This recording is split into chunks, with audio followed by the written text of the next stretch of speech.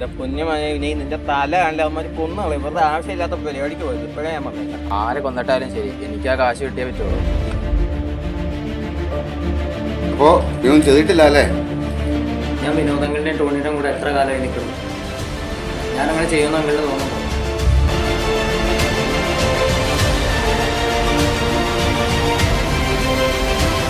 നീ ഇത്രയും പൈസ കൊണ്ട് ഇന്ന് തന്നെ ഇങ്ങോട്ട് പോരാൻ നിൽക്കുവാണോ?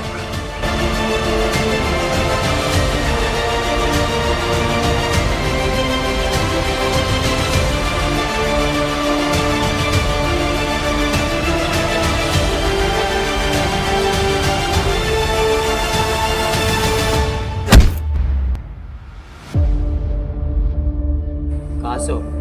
ആരുടെ കാശ്? നീ ജാമ്യത്തിലിറങ്ങിയ ഞാൻ അറിഞ്ഞു. പകപോക്കലാണ് ലക്ഷ്യമെന്ന് എനിക്കറിയാം. ഭാഗ്യമുണ്ടെങ്കിൽ നീ തേടുന്ന നേരാ നിന്നെ തേടി വരും.